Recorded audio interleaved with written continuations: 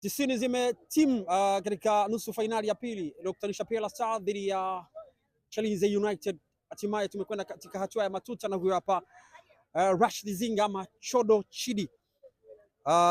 Chodo, mlikuwa na mechi nzuri hasa kwa dakika zote 90 licha ya kwamba mlitoka nyuma na mkalevo scoreboard. Unadhani kwa nini mmekosa ushindi hasa ndani ya dakika 90 na mambo yakawa ndivyo sivyo mpaka katika hatua ya penalty?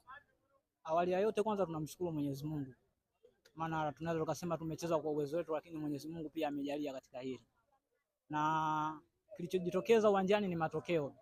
Tumecheza kwa maelekezo ya mwalimu na imani hata nyinyi mmeona timu imecheza vizuri, lakini mwisho wa siku hii ni knockout stage, lazima mshindi apatikane.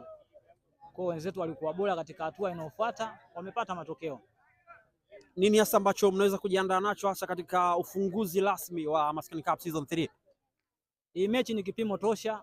Mwalimu ameona jinsi tulivyocheza, anajua wapi hatuko vizuri na wapi tuko vizuri, twende tukaongezee katika uwanja wa mazoezi. Tutakuja vizuri zaidi katika michuano hii kwa awamu hii. Chodo, pole na kila laheri katika ufunguzi wa Maskani Cup season 3. Nashukuru.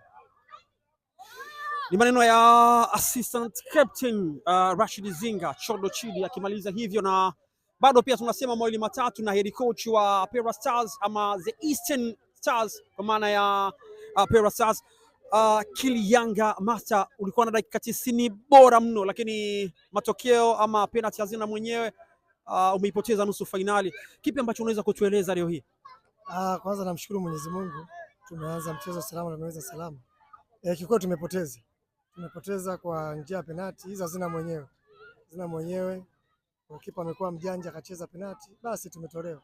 Lakini all mechi ilikuwa nzuri dakika 90.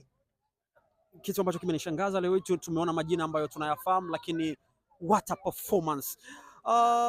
Walizingatia nini hasa kwenye uwanja wa mazoezi, ama ni kipi ambacho uliwalisha kwenye uwanja wa mazoezi hatimaye wakaja kutuonesha mechi nzuri leo hii ndani ya dakika zote 90? Cha kwanza mpira unaanzia kichwani. Ukimtengeneza mchezaji kisaikolojia, kutoka kichwani inakuja chini. Kwa hiyo ukimwamini mtu kucheza anacheza. Kwa hiyo kila mtu anaweza kucheza ukimwamini na ukamtengeneza saikolojia.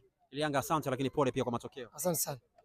Ni maneno ya Kilianga hayo, ndiye kocha mkuu wa kikosi cha Pela Stars ama